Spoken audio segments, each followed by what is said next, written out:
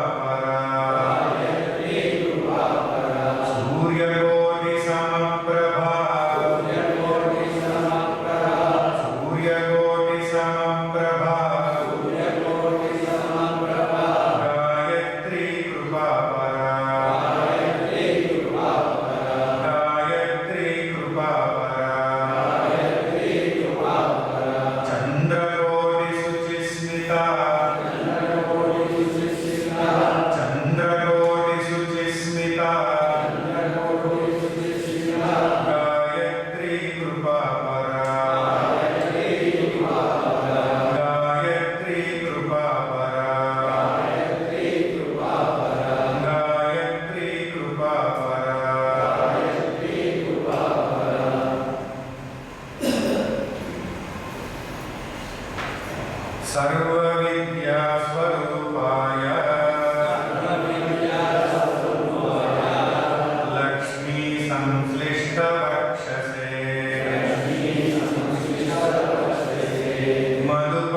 मधुपासनलक्ष्याय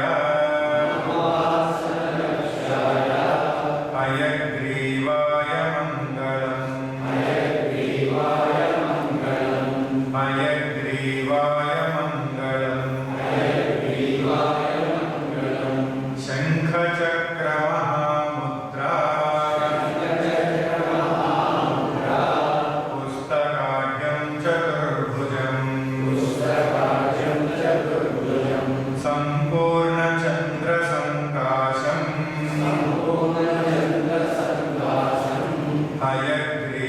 हयग्रीवमुपास्महे हयग्रीवमुपास्महे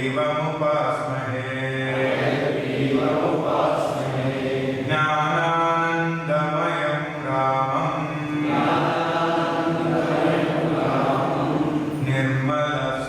निर्मलस्फटिकाकृतिम् आधारं तत्त्वविद्यानां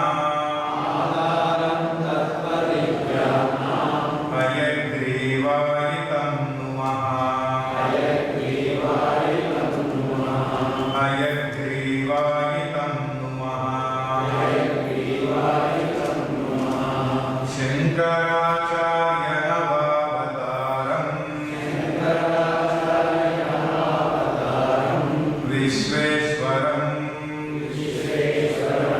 विश्वगुरुं प्रणम्य वेदान्तशास्त्र श्रवणालसानां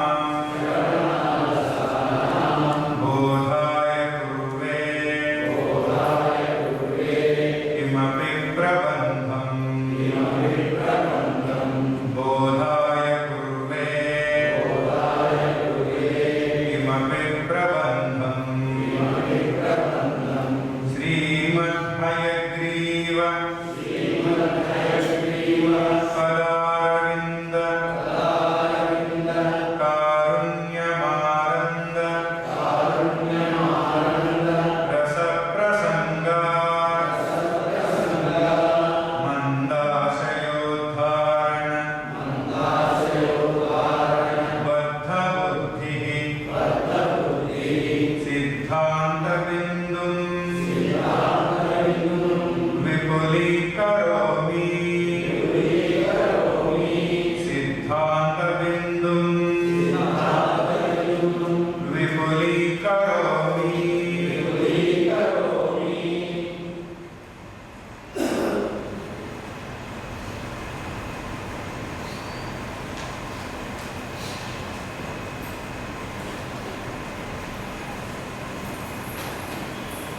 Hari Om. Spiritual evolution is the consequence of watching the mind.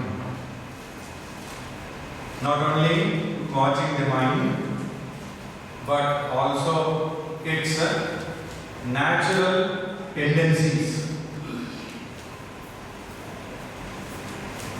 When we practice this watching of the mind, along with its natural tendencies, whatever are there in the mind,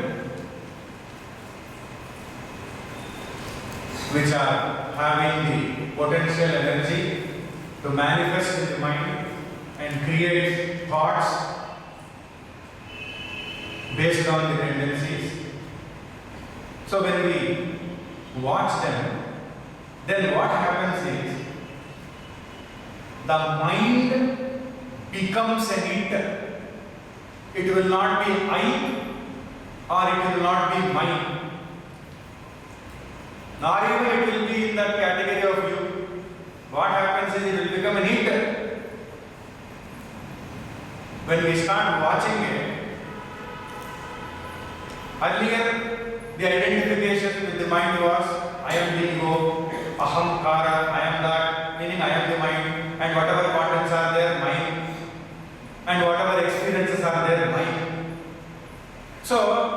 there is hardly any gap, there is hardly any distance. Whatever happens there, it influences us. Whatever happens in the mind, it affects us. Because I am the mind and the contents are mine, experiences are mine. But now what happens when we start watching, there is a distance that is developed.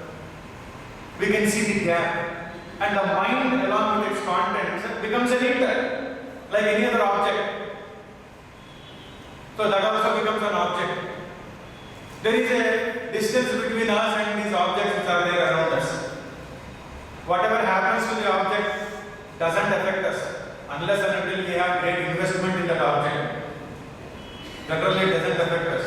So like that, mind also is placed in that category because of the watching. So whatever happens to the mind, we will recognize it. But earlier, immediately it affects us because I am that and that is mine. This also is one of the ways of slowly reducing the intensity of superimposition and slowly eradicating it finally. What happens when we are watching the mind? The focus and the interest move from the content of the mind. Generally the focus and the interest is in the content of the mind. Whether there is happiness, whether there is satisfaction, whether there is profit, whether there is pleasantness. All these appear in the mind in the form of contents.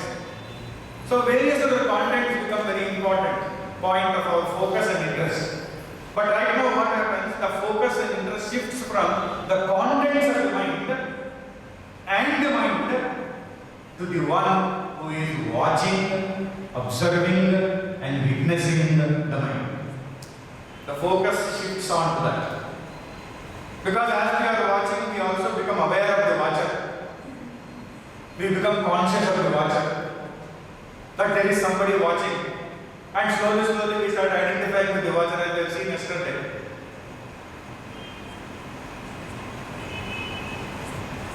We also saw yesterday that we have to remove that I from the witness and then we become only conscious awareness. But today also we are seeing in a different angle. So as the focus and interest move from content of the mind and the mind to the observer, to the witness, it will be found that the observer witness is an emanation of consciousness as awareness. What is this witness? What is this observer? From where this observer has come? Does it belong to the mind? Is it a product of the mind? Initially it will appear so because we have to start our journey with mind only. We have to learn these things with mind only. Even to transcend the mind, we have to use the mind. But actually, this is not belonging to the mind, but it is belonging to the consciousness only. The consciousness manifests itself as awareness. It is an emanation of consciousness, and that is called as witness. That is called as observer. So that is why it is in itself untouched by the mind, the influences of the mind, the happenings in the mind, or the relationships of the mind. Conscious awareness, the awareness itself is untouched by these things. But we have to get there. How to go? So slowly we have to try. Yesterday we saw few points. How to get away from the identification with the contents of the mind and slowly move away. And suddenly we start becoming aware. Not evaluating, not investing work in, not editorializing, not commenting, not having preferences in what is witnessed. We saw all this elaborately yesterday. So slowly when we use this point, suddenly we become, automatically we become aware. We get into that awareness. Initially witness and then into that awareness. So here also, when we try to shift the focus and interest onto the witness, then we will discover that this is an emanation of consciousness as awareness. And this awareness is impersonal. It is of the beyond. It is not of the mind. It is not in the realm of the mind. It is of the beyond. It is beyond the mind. So mind cannot influence it, mind cannot touch it, mind cannot empower it or overpower it. So it is of the beyond level and it is impersonal and it is innate, totally innate, meaning completely inwards, and it is autonomous, and that also is very primary. It is not secondary to anything. It is primary, it is innate, it is autonomous, and that is of the beyond. So that is why slowly when we shift the focus and the interest from the content by becoming a watcher to the witness, and then slowly automatically we get into that state of awareness. We have to relinquish the propensity to project either desire or aversion. That is why it is said as a spiritual practice, we have to relinquish anticipation. If we have to get into that witness, what distracts us from getting into that, what not doesn't allow us from getting into that anticipation. What is going to happen? What will happen? How it will be next minute? How it will be tomorrow? What is going to happen to our this thing, that thing? And this is that. Maybe it should happen like this, it should happen like that. So that kind of anticipation we have to relinquish. Second thing is clinging. Clinging on to things. If this is not there, I can't be comfortable. If those things are not there, I can't be peaceful. If this is not happening like this, I cannot stand it. Those things should be there for me to be comfortable. So this type of clingingness onto various things. That clinging also has to be relinquished. Because if clinging is there, we can't be observer. We can't be as a witness. If anticipation is there, we can't remain there. And in addition to that, seeking pleasure. That seeking pleasure also doesn't allow us to remain as a witness. Seeking pleasure means we start chasing, we start pursuing the thought, we start identifying various other sources and avenues, and we start getting into those things, identifying with those things. Then where is the question of being a witness? So seeking pleasure is not to be held on to. And at the same time, avoiding the unpleasantness. Even when we try to avoid unpleasantness, which is happening because of prarabdha, which is happening because of God's will, in the plan of the scheme of the things in the universe, it is happening. So if it is coming unpleasantness, let it come. My point is not trying to have any interaction with them, involvement with them. The whole point here is how to remain as an observer, how to be as a witness. If unpleasantness is there, prominence to that unpleasantness is given, I can't be a witness. I get identified, I will say this should not be there, who is the cause of it, and let us attack the cause and let us fight with it. Maybe that is from a different standpoint and different level that may have to be done. But from the spiritual practice point of view, what we have to do is, we have to relinquish the seeking of the pleasure also and avoiding the unpleasantness also. Whatever might be there, no anticipation, no clinging, no seeking of pleasure, and no avoiding unpleasant situation. So then what happens? Whatever is coming, whatever is appearing is not getting prominence. Let whatever happens in the mind as a thought, I am only a witness. I remain as an observer. I am not identifying with it. If I am identifying with it, these things affect me, these things disturb me, these things create agitation in me. But when I am remaining as a witness, remaining as an observer, these things are there and it doesn't matter to me. Because the focus is not on the content, it is on the observing witness. And when the focus is on the observing witness, the mental activity and images in the mind, they become reduced. The mental activity becomes reduced. The imaging of the mind gets reduced. Otherwise, there is so much of activity, so many images, so many thoughts, feelings going on and on and on and on in the mind. But because of this focus on the witness, all that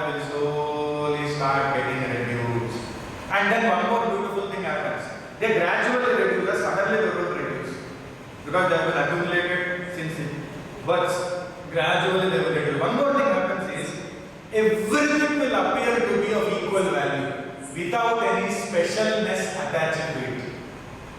Our problem with the ego is it goes on attaching specialness to many things.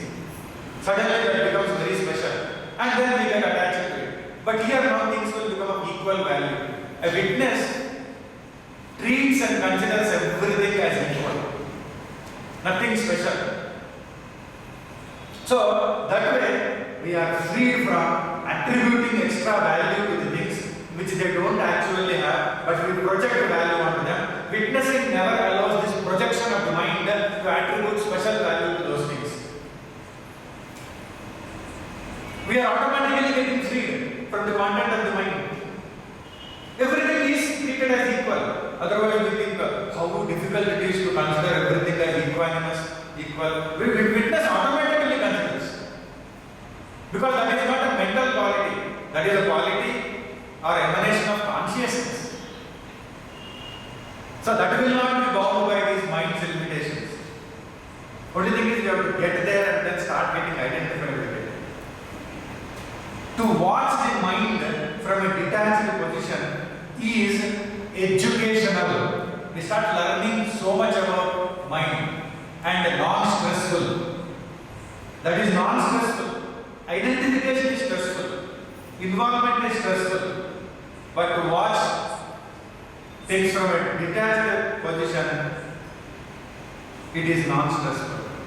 And in addition to that, you should also have the one-pointedness of the mind. Meaning what? One-pointedness of the mind means focus on the crest wave of witnessing, on the peak of the witnessing. Just one-pointedness. To be there, single-pointedly, for that particular period of time, not allowing anything else to grab this one-pointedness, rob this one-pointedness. So, when we are in that state, in that one-pointed state, then that witnessing is at the higher level. And at that same time, if you also develop a beautiful quality of surrendering whatever is trying to distract that witnessing quality, whatever is the content of the mind which is trying to distract and rob this witnessing quality, it is attacking this witnessing quality, that witnessing nature. When we are trying to witness in this manner, then suddenly something comes and appears and tries to distract and tries to pressurize the mind and tries to pull us into the mind and get involved with that whirlpool of thinking, and suddenly at that time we should say, I am surrendering this. Because I am already trying to become a witness and yet this is coming, and then I am surrendering. With the thought, with that devotional thought, we should say, I am surrendering this to that who is the creator of the Maya itself. It is a byproduct of the Maya. The mind is a byproduct and contents of the mind are all again because of avidya. I am surrendering this to that Bhagavan who has brought this avidya also into existence, who is supporting this avidya. So I am surrendering it unto Bhagavan. Once we surrender, then what happens? We are already attempting in this spiritual practice to focus everything on the witness and become a witness, and be as a witness, remain as a witness, which is awareness, which is emanation of consciousness. And if in spite of that, because of so much of accumulation, if things are coming to distract us, we will say, oh God, I am surrendering this unto you.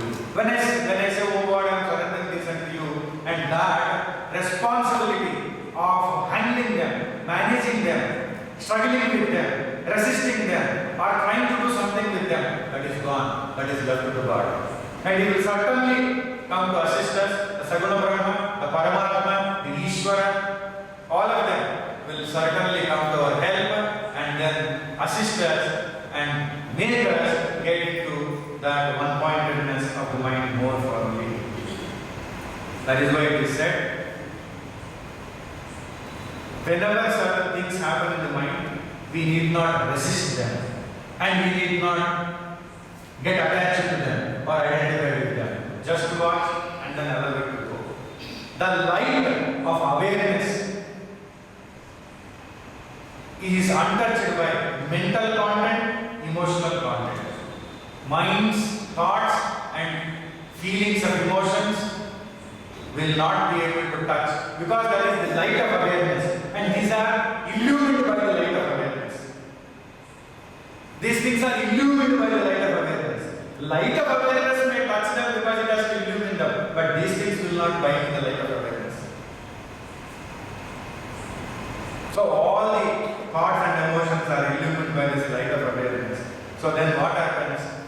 Our attention will be on the illuminator and not the illumined. When our attention is on the illuminator, then we remain free. And that is where we get into our true nature. Just merely by looking at thoughts, having a very proper spiritual practice with the thoughts, we can get away from the thoughts, get into the witness, and then understand it is awareness which is the emanation of consciousness, and slowly manage it very well by not clinging, by not having any desire for pleasure or avoiding unpleasant situations and not giving any specialness to all the things. By remaining as a watcher, then we can get into that state where we will understand that our own inner core is nothing but pure light of consciousness. So then, now we will move on to the Siddhanta Bindu and whenever possible to the Siddhanta Sindhu also. Yesterday, we could come to the conclusion of the first sloka, and towards that conclusion we saw Tasmat Jnana Rupasya Atmana Sushupto Abhyavicharitva Dehendriyavinam Cha Abhyavicharitva Drishyatva Cha Tatra Tatra Atmabuddhi Tesham Tesham Vadina Bhranti Eva It Upanishadam Eva Vatam Pramanam Iti Siddham. We saw this yesterday.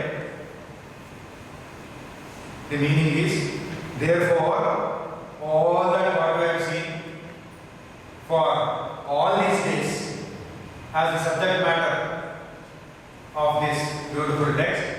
Therefore, since the self, which is of the nature of pure consciousness, self is of the nature of pure consciousness, and it remains constant in the state of deep sleep. In the state of deep sleep, it remains constant. Whereas other than that self, everything else is inconstant. They are all variable. They don't remain stable. Body, mind, intellect, memory, ego, sense organ, sense objects, all, the whole world, everything is inconstant. What is constant? Only the pure consciousness which is in the form of ourself. So that alone is constant. And all others, all objects of perception are all inconstant. So all other theories explaining what is a jiva, all other theories, somebody said I is a jiva, somebody said sense organs are jiva, somebody said something, you saw all of them. So all these are inconstant, they are not constant, they are variables, they are not there in the deep sleep, only self is there. Based on that, all other viewpoints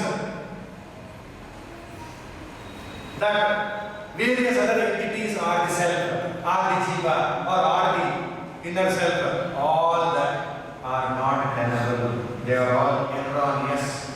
Madhusudana Saraswati, taking the view from Adi Shankara, says they are all erroneous. Thus, what happened as Eva iti Upanishadam eva matam pramanam iti siddham. Thus it is established that Upanishadic view alone is valid. In comparing all other things, finally the conclusion, the Upanishadic view alone is valid. And then we saw the point number 105 in Siddhanta Bindu, that there is a question like objection whether the Vedas are claimed to be invalid before the attainment of self-knowledge or after the attainment of self-knowledge.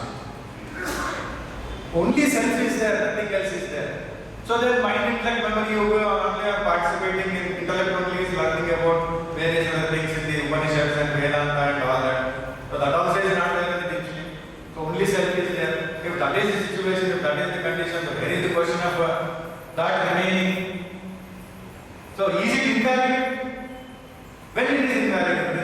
Is it before attainment of self-knowledge or after attainment of self-knowledge? From there, we saw it till this point. From here, we move on to the Siddhanta Bindu 106. Then, it is said here, it is observing both the alternatives. Whether Vedanta or Upanishads are invalid before the self-knowledge or after the self-knowledge. After Atma Sakshatkara, before Atma Sakshatkara. So then, in the first alternative, since all the means of knowledge are meant for those who are still under the control of messianism, all the means of knowledge, for whose sake they are meant, for whom, all those people who are still under the control of ignorance, messianism.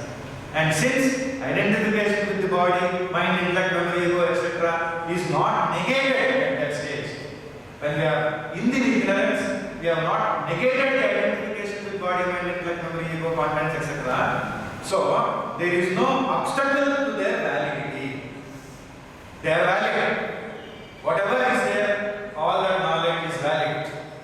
In the second alternative, that is, after the attainment of Atma Jnana, self-knowledge, the invalidity of the Vedas is acceptable to us. After attaining self-knowledge, the entire Vedanta Upanishads are oriented towards taking us to that state of self-knowledge, of that Anubhava experience and of that Sakshatkara realization. Once that Sakshatkara and Anubhava have come, experiential realization has happened, then there is a question of again going back to. So, from that standpoint, in that level, there is no need for any Upanishad or for any Vedanta. But till we attain that, it is all valid. So, once we attain, then it is invalid. How? Just as it is said in the second verse. Now we go on to the second verse.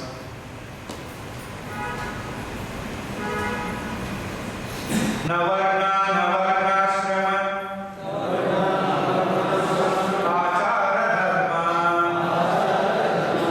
Namedharana Dhyana Yoga Yogi Anatma Shrayaham Mamadhyasahana Tadeko Vasishtha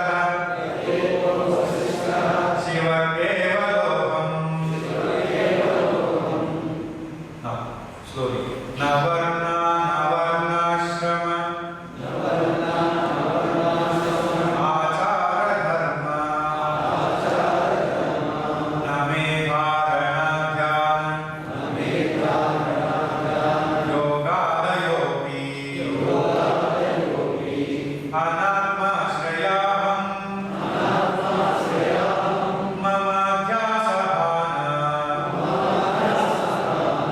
Tadeko Vasishtha Shiva Kevaloham Tadeko Vasishtha Shiva Kevaloham Navarna Navarnashramachara Dharma Namedharana Dhyana Yoga Yogi Anatma Shrayaham Tadeko Vasishtha Shiva Kevaloham Tadeko Vasishtha Shiva Kevaloham Navarna, neither the division, na varnashrama achara dharma, neither the division into caste, the caste system, and stages of life, nor the rules of conduct and the duties of various castes and stages of life apply to me. None of these things apply to me. Neither the caste system nor the rules that are connected with it. Neither the stages in life or the rules that are connected with it are applicable to me. And then I have no need for dharana. Namedharana dhyana yoga yogi. Namedharana. I have no need for dharana. This is very good. I like this. And there is is no need for dhyana, no need for meditation. Yoga, yogi, no need for yoga. Next time when you come across somebody forcing you to do dharana, dhyana, yoga, you tell, na me dharana, dhyana, yoga, yogi. That's all. Very good. No need to do all these things. Anyway, I am not doing, meaning what? I am already in that state.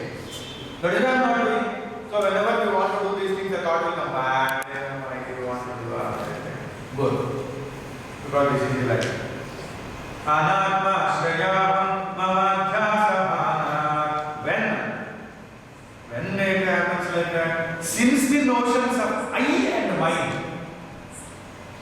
which are due to identification with the anatma, not self, have gone. When these identifications with the anatma, the I-ness and minus, when these things, the notions of I-ness and minus, which are because of the identification with anatma have gone, then we can say this. So here it is said, these are all gone, and Tadevo Vasishtha Shiva Kevaloham. I remain as the one auspicious self, free from all attributes. I remain as the one without a second. There is no second to it. Shiva, auspicious. Avashishta, when all these things are negated, I remain, which cannot be negated, which cannot be sublated, which cannot be refuted. Kevaloham. I am attributeless, pure self. Kevala. That's all. Nothing else is there connected with me, associated with me, attached to me. And there are words. Each word is explained for our better understanding. It is said Varna. So, na Varna.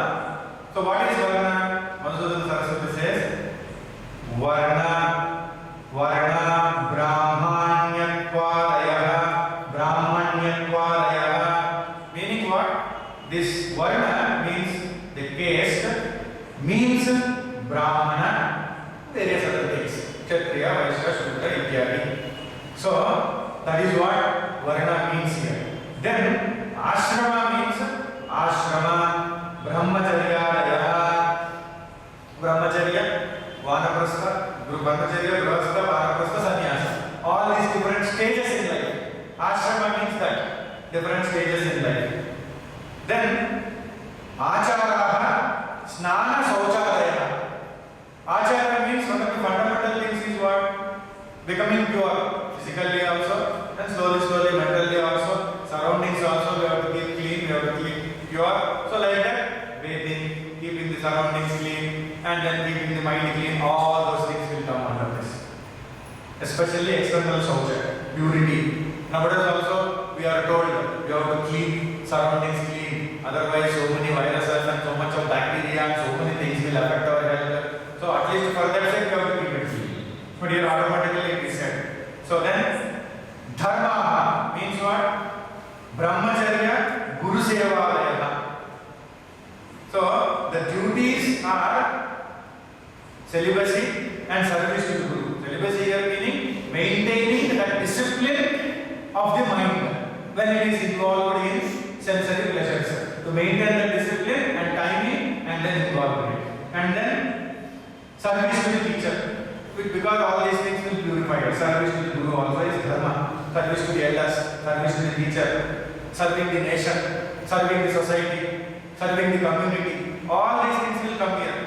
All these are represented as service to the teacher. Teacher means because we are gaining something from the teacher. Parents, we gain something from the parents. Near and dear, we gain something from them. Society, we gain something from it. Community, we gain something from it. Nation, of course, we gain something from it. Prakriti, definitely, we gain something from it. So, our service to all these things, wherever we are getting anything, if we are getting benefited by something, serving them, that is our dharma. So, all those things. Then, dharana. What does dharana mean? Dharana, bhashya vishaya manahastairyam. The steadiness of the mind. Dharana means steadiness, but how will it get the steadiness? How steadiness will come to mind? After withdrawal from the external objects. When we withdraw from the external objects, the mind becomes steady.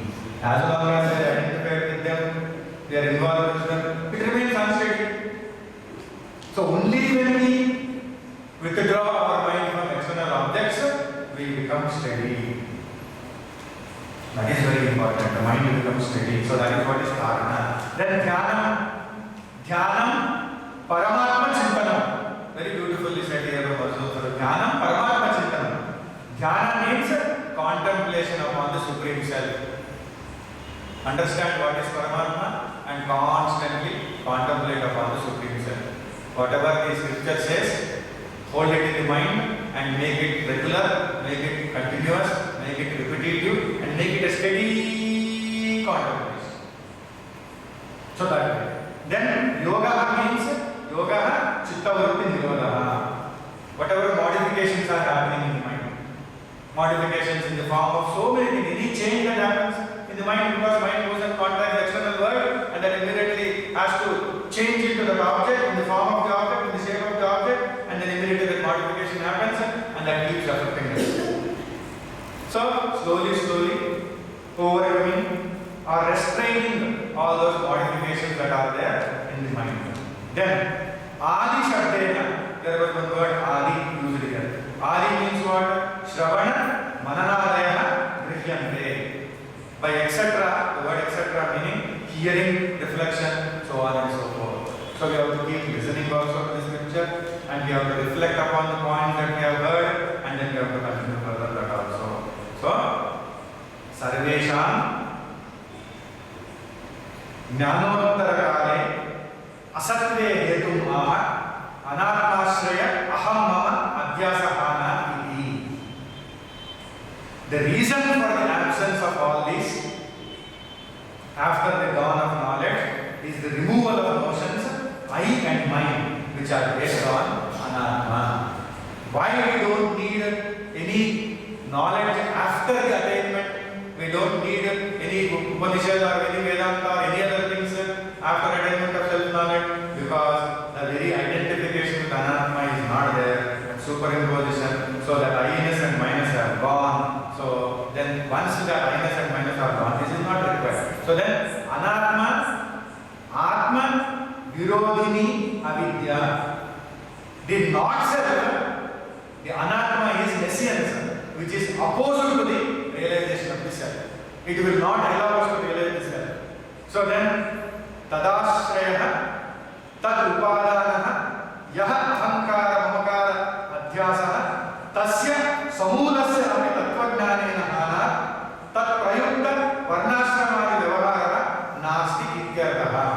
Since nescience or ignorance, which is the basis and the cause of all the identifications in the form of I and mine, it is only because of the ignorance we get identified with what we are not, we get identified as I, and mine is totally uprooted. How it is totally uprooted? By samulasya api tattvajnanena hana.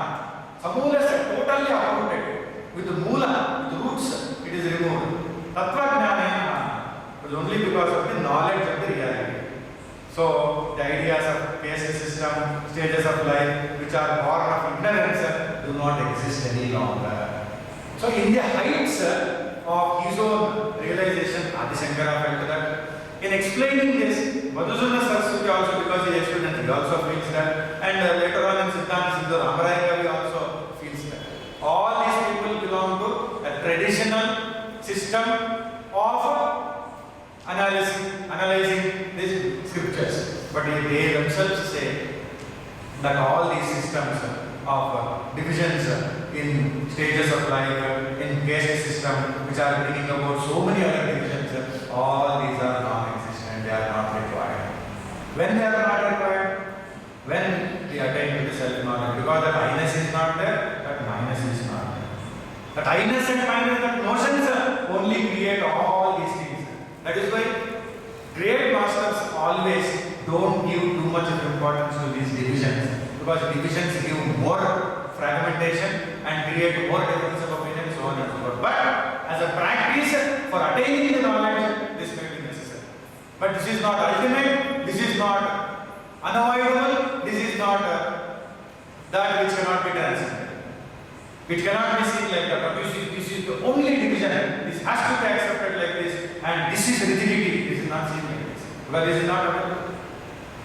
After attaining that, when the minus and minus are not there, who is going to claim, I belong to this, you belong to that?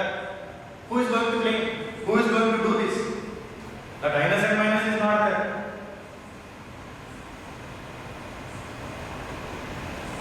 There was a person who had an important meeting because it was connected with the directors of various companies and politicians together. Media was also there because the government was announcing some special schemes.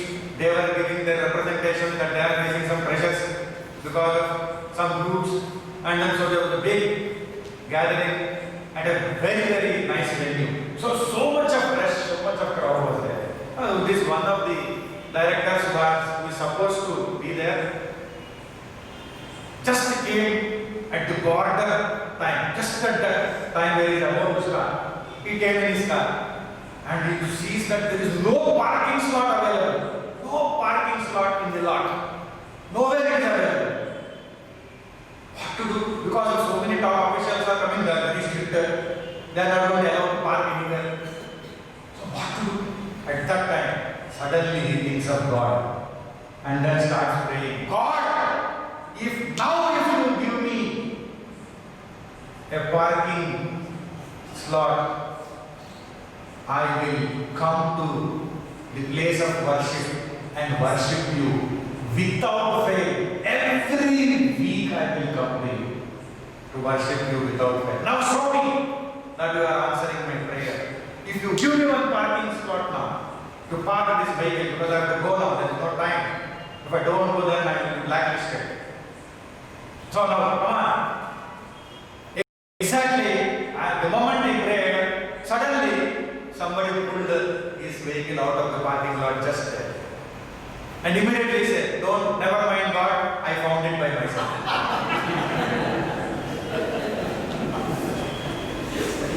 That is all. The moment he saw that, I found it by myself. Ego is like that. And yes, I only did it because of me only. I found it. So just before, God gives me. No, never mind God.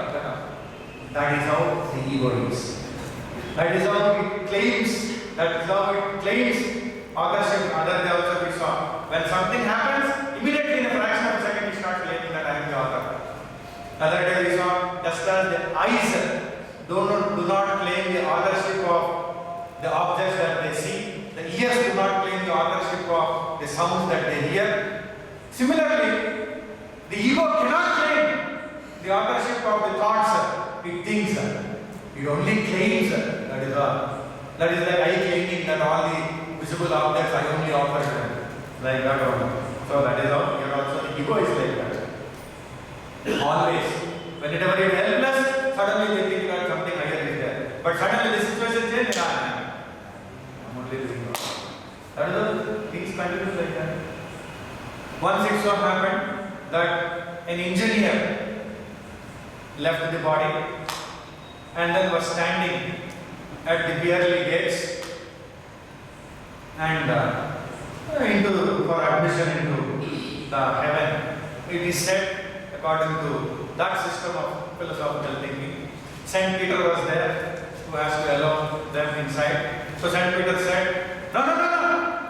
We verified the computer and then other credentials and all that. No. You are not supposed to be here. You are supposed to be in the hell, not here. And immediately he snapped the fingers. And within no time, this engineer went into the hell. He was directly admitted because he already communicated the message. Direct. He was admitted. But this man was a workaholic engineer. Whether he is in gross body or subtle body, it doesn't matter for him.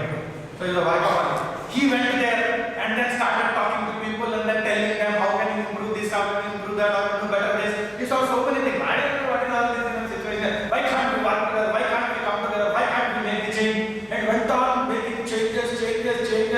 And then he started working and brought about so much, made so much of difference. after some time, according to that system of religious philosophy, the God called Satan,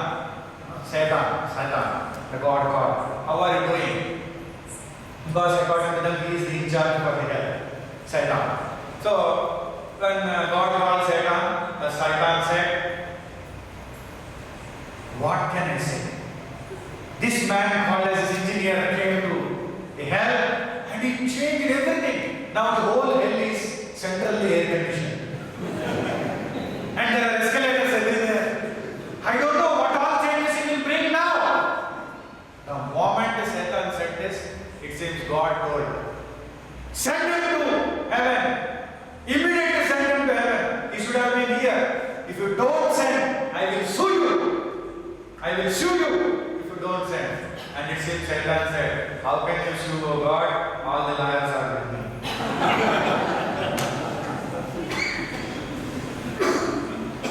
So whatever it is, these are all there, different levels or realms of experience are there. That is okay. But the important point here is that tendencies that are there, those tendencies only will go with that transmigrating soul wherever it is going. If we accumulate good knowledge and then when the mind, intellect, memory, ego is moving and along with the power of that Chidavasa which is there, the power of that is moving it. Like the other day we saw the magnet sends its power into the needle and the needle moves because of the magnetic power. Like that this mind, intellect, memory, ego go out along with all the tendencies and samskaras and the power moves them. So we should accumulate good tendencies and good karmas so that we will gain an elevated position wherever we are in whichever way. That is very important. For that purpose, we need to have certain system of faith in what we are studying and what we are trying to know, because it is all for our benefit. Now, after seeing Siddhanta Bindu's explanation for the second sloka, now we are seeing the Siddhanta Sindhu's explanation of Ramarayapuri for the second sloka. As per the sutra, Athato Brahma Jignasa, people with the bodies will get eligibility for the study of Vedanta.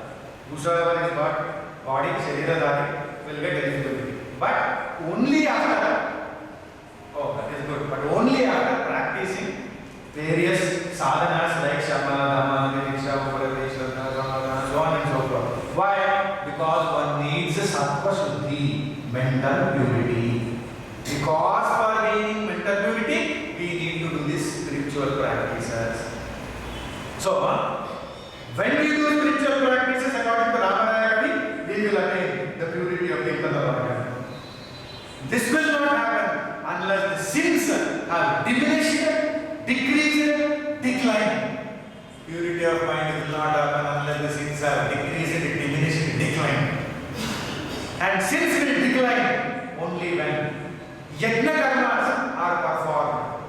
Selfless activities for the sake of the society, for the sake of the community, for the sake of the family, for the sake of the others. Not egoistic personal self, but anybody other than I. For the sake of others. When these actions, yajna karmas, are performed without dhamma, without deceit, without fraud, without religious impurity, without religious hypocrisy. There are many religious hypocrites. They should not say that they have done this, but they will say, I only have done this. Lecture will be, you should not say, you should not do this, you should not say your ego, you should not. But if away from that, afterwards, whatever good is happening, I only do it. If anything bad he only does, or she only does, I can do it. I don't know. This is religious hypocrisy. Do selfless service without religious hypocrisy, without that deceitfulness in the mind, without fraud. How many places we see these things? Just for the sake of comfort, the avatara will be there as a religious person, as a spiritual person, but deceit will be there, fraud will be there, hypocrisy will be there, that extra pride will be there, all that. So without all that, if we do, then only sins will decrease it, diminish it, decline. If we dare to do like that, the sins will get accumulated more and more. Whether the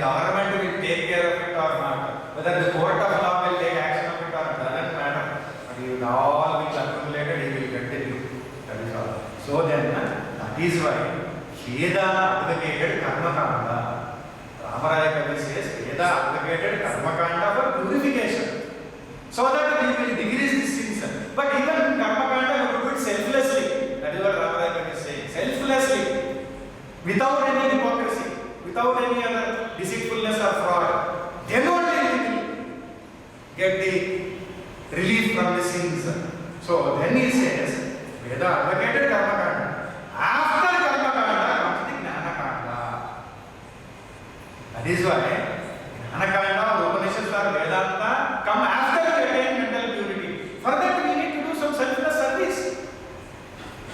And if somebody is interested in rituals, do ritual. Somebody is interested in worship, do worship. Somebody is interested in social service activity, do social service activity. Spiritual service, do spiritual service. Some service you have to do for attaining purity. And without that we don't attain purity. And that also has to be done with a very selfless mind. That is always important, selfless mind. After doing all that, without me nothing could happen. If I am not there, how can this improve? Without me, how can people evolve? Only I am responsible for your evolution, your progress.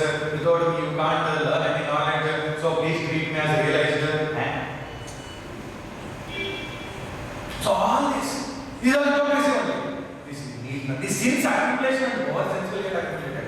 Ego is taking delight in all these things. That is more. What? It is not required. But necessary. Rituals are necessary. Actions are necessary. Karma is necessary. For what? For gaining eligibility to gain Jnana-kanda. That's why Jnana-kanda comes later, Karma-kanda comes first. But it is not blind ritualism. Knowing the purpose, life for purification, for clearing the sins. If sins are there, how much ever we may try to do, some obstacle will come, some manner it will obstacle. It will stop that practice. All that because of sins only, which are accumulated, sins works. So that is the reason why it is that. All the gurus know this and Vedas know this. That is where they are arranged things in that manner, says Ramaraya. Next he says, Akarta, Abhokta, Atma. It is neither the doer nor the enjoyer.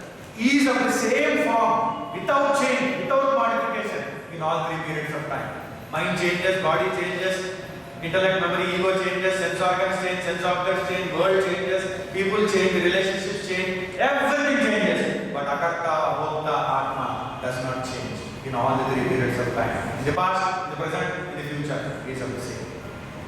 He doesn't change, he never changes. He remains the same. So, it is said, that is why he remains the same in all the three periods of time. The Atma cannot be negated. It cannot be refuted. That is what say the Upanishads. That is why Upanishadic knowledge is always valid. Because Upanishadic knowledge is connected with Atma. Atma remains the same without any change. It remains in all three states, in all three periods. So then what happens? That is why that is valid. Meaning the knowledge of Brahman, which is part of the Upanishads, is real and it is valid. After attaining that, then Karma-kanda will not be of great use at all. Once we gain the knowledge of the reality, then Karma-kanda doesn't have any purpose to serve there. We have attained that. So then that is why Ramaraya describes about Pravritti Marga, discusses here, points out here. Active worldly life is for the people of less knowledge or no knowledge. Pravritti Marga, active worldly life, vigorously doing of less knowledge or no knowledge. Then, Nivritti Marga, abstaining from mundane worldly life. The mode of action is such that it is leading the Atma, the Jiva, the soul away from the world towards salvation. Nivritti Marga is like that. It leads that inner presence of that soul away from the world and towards salvation. That is called as Nivritti Marga. In this path, one has to learn Shama, Dhamma, so on and so forth, all practices, and learn Shravana, Manana, Nididhyasana, Dharana, Dhyana, all these things. And this also is for the people who have no absolute knowledge. This is for the people who do not have Parabrahma knowledge. If there is Parabrahma knowledge, why this also? Nivritti also is not needed. But these people may be having more vairagya, more dispassion, already seen enough of the world. So do something, so do spiritual background. Okay. But these people also have less knowledge on it. Those who have the Paramananda Bodha Prapti, thinking themselves as Paramananda Bodha Swarupa, they don't all these things. They don't need any practices, whether they don't need pravritti marga or nivritti marga, because they have already attained. So, we have understood now. So, these Upanishads, what are they trying to do? They are trying to give us Tattva Jnana, where they are going to take us away from pravritti marga and beyond the nivritti marga, and beyond all the paths lies the pathless state of consciousness. All paths lead to it, and it has no paths to go anywhere because it is everywhere. Where is the need for consciousness to go anywhere? It doesn't go anywhere. There is no need. It is in that state. So, in the Paramartha Dasha, in the absolute state of reality, there is non-dual Atman. That alone remains. Non-duality alone remains. Nothing other than that. Nothing other than that. Absolute state of consciousness. So there can't be anything other than that. So in that state, even Vedas do not remain. In that state, when Vedas also don't remain, where is the question of thinking about whether they are valid there or invalid there? In that absolute state of consciousness. In that blessed state, there is no duality. Duality is not visible. If at all, if anybody sees, they clearly see it only as an appearance, like a stake on the rope or like a silveriness on the pearl shell or oyster shell. That's what they see. And then Ramaraya Kavi says, before that, we will see one more thing. There was one woman who was always very confident of God's presence. So she was saying at an appointed hour, every day she comes out of our house. In the colony there are so many houses there, and then she stands at the doorstep and then looks at the sky and then with folded hands says, then afterward, praise the Lord, praise the Lord. She says, praise the Lord. God is there, praise the Lord. Exactly opposite to her house, there was an atheist. Exactly same time he comes out, and when she says, praise the Lord, then he said, there is no Lord.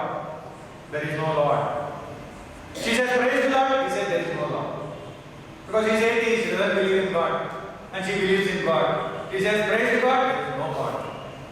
Every day this goes on, this satsang. So exactly the same time he comes. So one day what happened? Somehow there was some issue there for her. So she came out and she started praising God. Praise God! Oh God! I have so much of hunger and I don't have proper things at home to prepare food. Oh God, please, my financial situation also is like that. God, please get me groceries. Please get me groceries. Kirana items, whatever they are. Please get me groceries. And then that fellow said, there is no God. There is no God. He started laughing. Ha ha ha, there is no God. But she said, God, praise the Lord, please get me. And then went. Next day morning, she saw huge packet full of groceries in front of her door. And then she came out, saw that, and praise the Lord! Praise the Lord! And that fellow started laughing. No God! No God! And then he said, I only brought those groceries. That lady said, I only brought those groceries. There is no God. And this lady says, praise the Lord, oh God, how great you are. You made the atheist get the groceries and you made the devil pay for it. Oh God, how great you are. If you think you can make even the one who denies you get these groceries for me, oh God, how great you are. No, that fellow thinks they lose whatever. Because he doesn't understand. God is the Antaryami. Please understand this. He is the indweller in all the beings. If we really offer our prayer to the indweller with any being who has this indweller activated suddenly because of our sincere prayer, suddenly the person will start doing something for us. Not because we wanted him to do, but because God wants him to do. Because how long does it take for the God in a person to create a thought in the mind and say, this is my thought, that ego thinks it is its thought. That is all it is required. No? A thought when it crops up in the mind, you go automatically says my thought. So God puts that thought there, serve that fellow. No, this is the truth. This is what God does. This is what great masters do. Spiritual masters who attain that state of Antaryami Tattva in all the beings. When you surrender unto them, when they give a promise to you, they just do like that. That Antaryami who has to really that body, that person, let the person be officer or a minister or a god or any other devata or any other president or prime minister, it doesn't matter. Everybody is a body inside the Nijidavasa. And indweller is Antaryami. But it has to be very sincere prayer. Not an egoistic prayer. Anybody can do anything. Because Antaryami can make anything happen. So, that is the knowledge which is given by these scriptures, Upanishads. When one gets into that state where one understands that I am the indweller in all the people, at that time, what is the need for that fellow? The government can study, A for apple, B for bat. And there is no need. So then continuing further, Ramaraya says, Siddhanta Sindhu, point number 68. As I have already told you, the sequence is different, that sequence is different. Even though initially both points went along together, but thereafterwards they go in a different manner. So then, dharmic practices related to the kula, these castes and stages in life and rules of conduct, varna, ashrama, achara, dharmas. If we remove or if you renounce outer pleasures, if we renounce outer pleasures, and then our mind gains stability. Best thing is, with these religious practices, it helps us to renounce outer pleasures and get us the mental stability. Such things are not required for the Atma, because Maya, which is avidya, opposes Atma Jnana, hence it is Anatma. Or because of Atma rejects birth, death, old age, etc., it can be said as Anatma. So, all these things are connected with Anatma, and Atma is the one which is there, different from all the things which can be refuted. Atma cannot be refuted. So, this avidya is opposed to this Atma Jnana. So, this Jnana will remove that avidya. And continuing further, he says, in truth, Drashta, which is the Dragya, which is the witness or seer, is the Atma. Drishyam is Anatma. Anatma is Drishyam, which is seen. Atma is Drashta, or the seer, or the Dragya, Dragya the seer, Drashta the witness. Like the pot is in mud, the effect is in the cause. Pot is in mud, the effect is the pot, cause is the mud, the effect is in the cause. Hence, cause is the ashraya for the effect. The effect depends upon the cause. So, the ashraya here means upadana karana, means material cause. So, what is the cause? The cause here is ahankara adhyasa, mamakara adhyasa. In mamakara, there is adhyasa, there is kama desire, there is sukham pleasure. All these are because of adhyasa. Because that adhyasa superimposition is there, and these things are there. Especially in mamakara adhyasa, in the superimposition of minus, there is some pleasure and there is some desire. So both are there because of the superimposition. Once we remove that, naturally we go beyond these desires for petty qualities. And he says, just as the sunrise makes darkness disappear, due to the rise of Tattva Jnana, the darkness of avidya, the darkness of ahankara and mamakara, they disappear. And adhyasa also disappears. When adhyasa disappears, there is no varna, there is no ashrama, there is no achara, there is no other dharmas associated with it. All caste systems, all these various stages in life, all other religious practices come only because of adhyasa. When adhyasa is gone, they also go away. They also don't remain, they will also go away. So, all these practices are based upon superimposition. Because superimposition is gone, these things are not there. When superimposition is gone, then what is there? Atma only remains as itself, in itself, by itself, which is Satchidananda Swarupa. Once we attain to that state, once we gain that knowledge, then there is no need for any other things. Because they are all because of superimposition only. become so deeply, rigidly, stubbornly, madly attached to these divisions and think that that is the only thing and associate ego, pride, so many things along with it, and go on creating havoc in the society. There is no need for that, because all this is only because of supervision. But it may be necessary till we attain purity for the sake of attainment of purity. Divisions are always there, everywhere there. That is how the life is. But for the sake of attaining purity, that is all. After attaining purity also, I maintain this division, I maintain that division. What is the point? Did you attain or what? You are not attaining. Still that adjacent is there. Still that superimposition is there. That is why you think I am different, you are different. And I am high, you are low. And I am great, you are not. All this is because of superimposition. So that is why all this is not there. Then, in the Siddhanta Bindu, we are coming back to the Siddhanta point number 107. Since the notions of caste, stages of life, etc., are based only on false knowledge, which results in identification with the body, etc., body, mind, human, etc., it is pointed out that when the false knowledge is not there, such notions also do not exist. As in the state of deep sleep. In the deep sleep, is there anything that is existing? Nothing exists in deep sleep. There is nothing that is existing. So in order to establish the falsity of knowledge, it is said. Now we move on to the third sloka.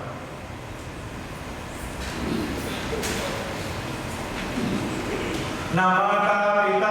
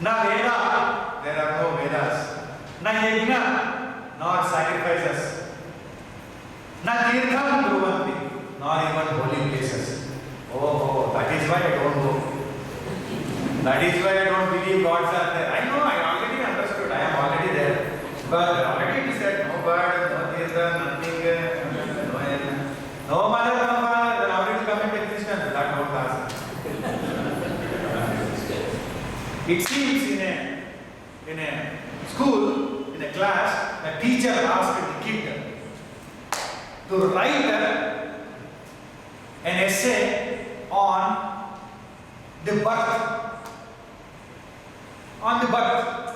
childbirth, how people take birth. So the child came home and asked her mother, "Mom, how was I born? Explain to me in detail."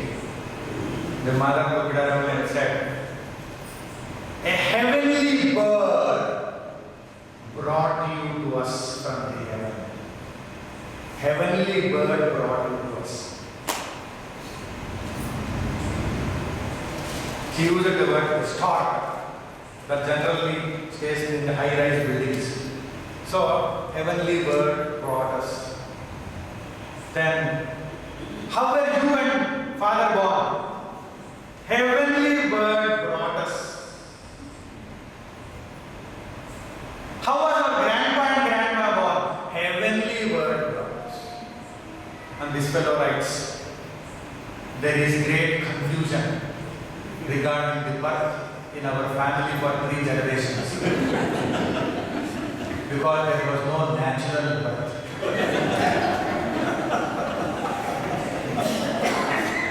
And submits to the teacher. What can we do? When whatever information he got, everybody brought from there. And he asked his friends, and nobody brought from there. So he thinks it's unnatural birth. No natural birth. That's what is happening. So, we are having natural birth only. We can't say you brought from there, so namata, pita. Even though we may deny them because there is no use now. So whatever it is. But this is a different state they are saying. Because in that state, in the deep sleep, the example is deep sleep. In deep sleep, who knows who is what? Who is whether the husband or son or father or mother? Nobody knows anything in the deep sleep. In that state, there is nobody. Similarly, in that absolute state, where there is no relationship, there is nobody. Except that Advaita. So, it is said, and it is also said, nor there is total void. Because some people say there is void. People may think it is void, then nobody is there, nothing is there, it is void. No, void also is not there. Not there is total void. Then what? Tat eko avasishtaha. Since I exist, then as the one auspicious self, free from all attributes. Shiva Kevalo. I alone exist. So then, here he says, Mata Janaka Stri, Pita Janakaha Puman. Explanation by Madhusudana Saraswati. Mother means the female progenitor, father means the male progenitor. Devaha, Indradaya, Aradhyaha. Devaha means, gods means, those who are to be worshipped. Indra, the Devas, Ashtadikpalakas, wherever we do pujas, we call all of them, they all come in the subtle forms.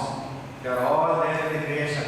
They definitely partake our offerings and they will certainly bless us. But they are in subtle form, but they come. But all this is very beautiful arranged in the creation. So, here also, even very clearly, the Advaita masters very clearly say, they are all there. All of them are there.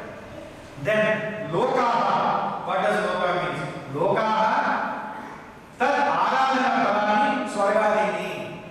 Words means the results of our worship.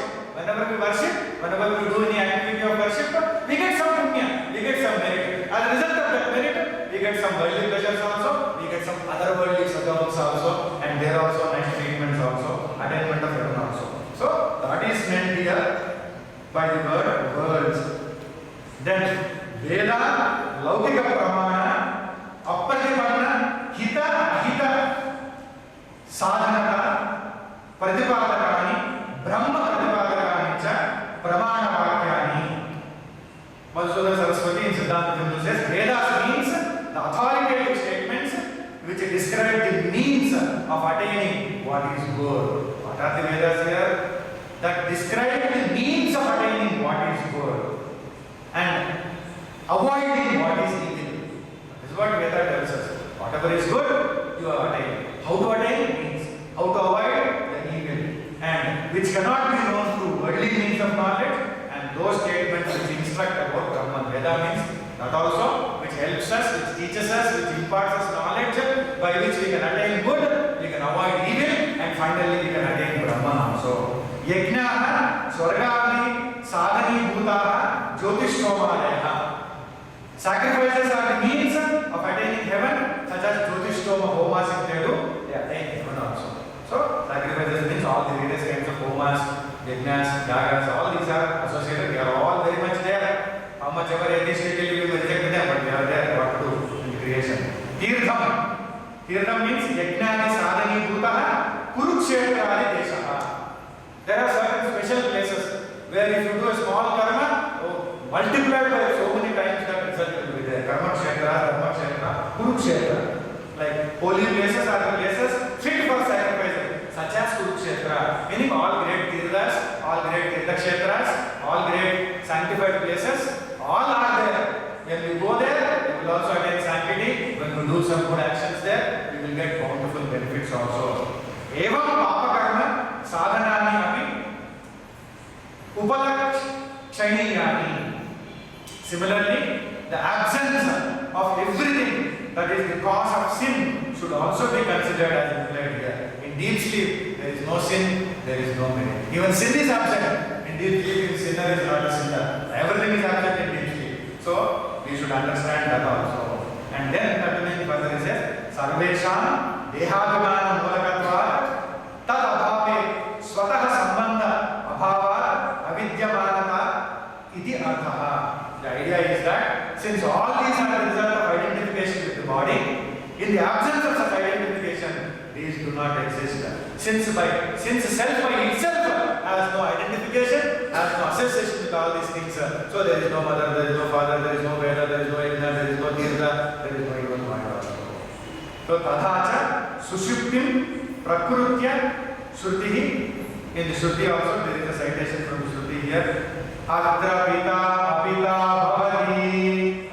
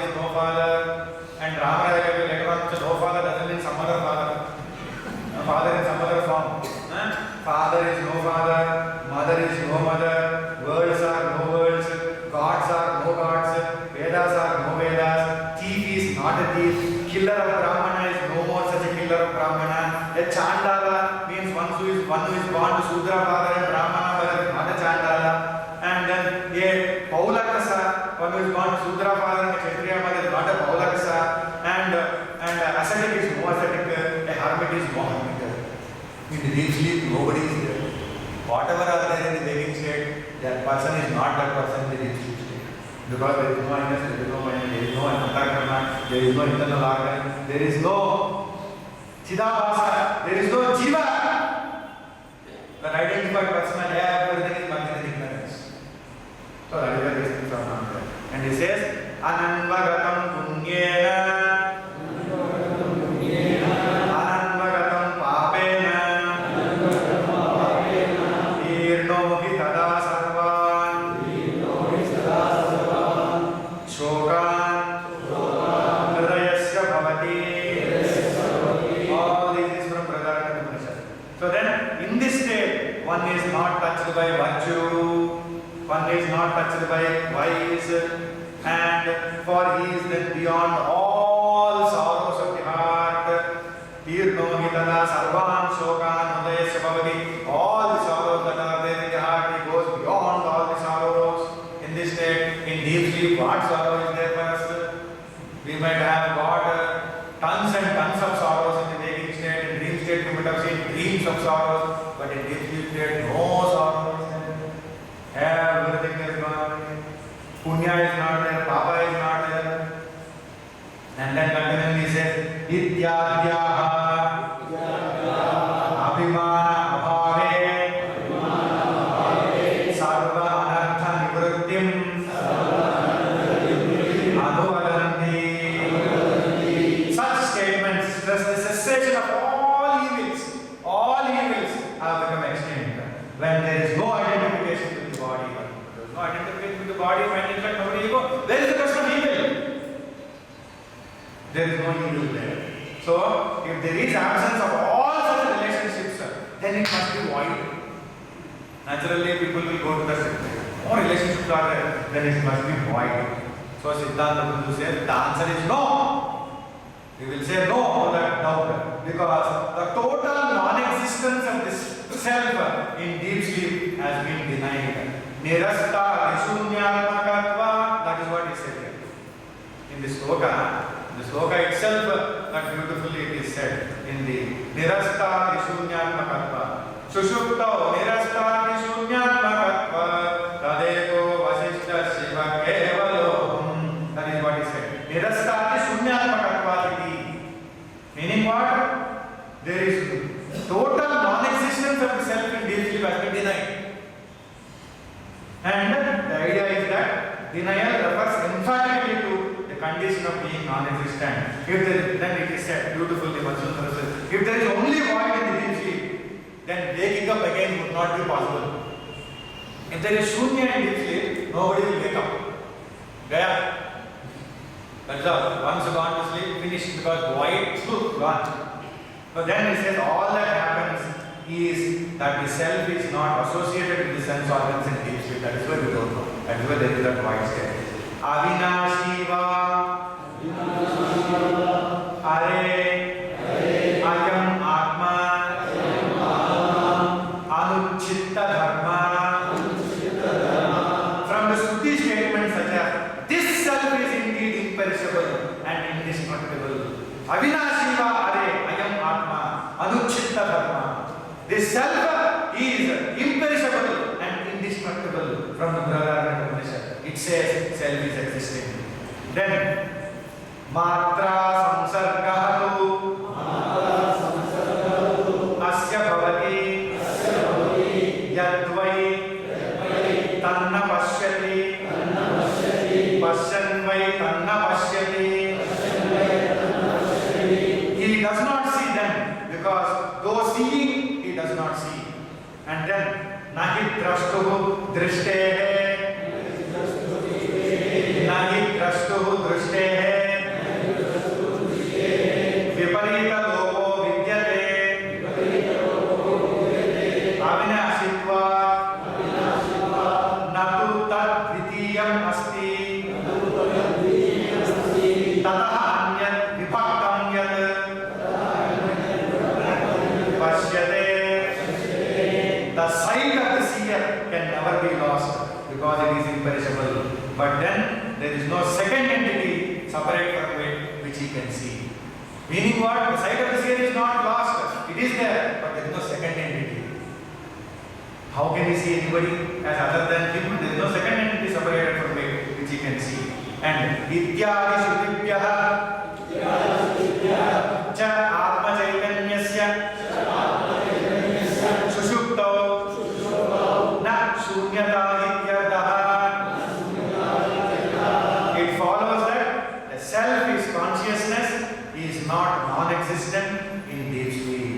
The self is not non-existent in deep sleep. Everything else is non-existent in deep sleep.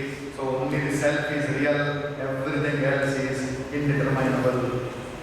Though this has already been denied, earlier we were rejecting the Buddhistic doctrine in first sloka only, introduction only, and in the first sloka explanation we have already seen that this has been denied, that Shunyavada is not tenable. But again, in the 23rd volume of Siddhanta Bindu, Madhusudan Saraswati has denied it, and it is denied again following the principle of Sthanu Nikhanana Nyaya. Following the principle of Sthanu Nikhanana Nyaya means shaking the pole. Meaning what? When somebody is planting a pole, by digging the hole in the earth, after planting the pole, they will shake it and see whether it is firm or not. If it is not firm, they will again put some more and then make it firm. So, whether this point is driven inside us or not, he is shaking and trying to see that whether it is gone or not. So, there is no second to it. And there is one thing. The seed is in Garden of Eden. In the Garden of Eden, in that beginning times, according to that mythological creation, Eve says to Adam, because only Eve and Adam are there at that time. Eve says to Adam, do you love me? Eve says to Adam, do you love me? And Adam says, do you have a choice? There is the choice. There is no choice only in that time. So there is nobody else other than you. So what can I do other than you? So ultimately, there is non-duality. There is no you also. I alone I am there. And what else is there? Non-duality, that is reality, that is the consciousness. What else is there? So the wife asks the husband, suppose if I die, many people get this doubt. Understand? Suppose if I die now, they are in a good young age only. Suppose if I die, suppose if I were to die, would you remarry? Ask the husband. Generally, most husbands say, no, never I will marry because how can I forget you and everything. But this man thought for a while and said, well, if you die suddenly, I am young, so possibility is there, I will marry. And then next question she asks to stop there. If you marry, then will she occupy the same house in which I am there? Then he thinks for a while and says, well, the house is totally paid, there are no more loans. Yeah, she will stay here. And then she says, will she drive my car? Yeah, it's a brand new car, so she will drive the same car. Then she said, will she use my golf clubs? She will play golf with my golf clubs. And then he said, no, she is left-handed. That means she's already there. So duality is always there in our life. Where we are satisfied with one thing in dual world. Only in non-duality will we are satisfied with ourselves, that is oneself without second. Everywhere this multiplicity goes on, everything goes on and on and on. So, in this world of multiplicity, which is because of superimposition, which is because of adhyasa, which is there because of ajnana, ignorance, so many things will be there, so many views are there. Even for thou also so many views, that also so many views. What is Jiva, so many views, what is Deva, so many views. So that is why these great masters have to take all the effort to refute all the unindulgent views and give us all the best views. In the process, we have now concluded second sloka and entered the third sloka, and we have seen Siddhanta Bindu. Later on we will see Siddhanta Sindhu tomorrow, and then we will proceed from there. Now, Om Vahishwaraya Vidmahe Hayagreevaya Dhimahi Tanno Hayagreeva Prachodayat Om Akshareshwaraya Vidmahe Mantrarajaya Dhimahi Tanno Hayagreeva Prachodayat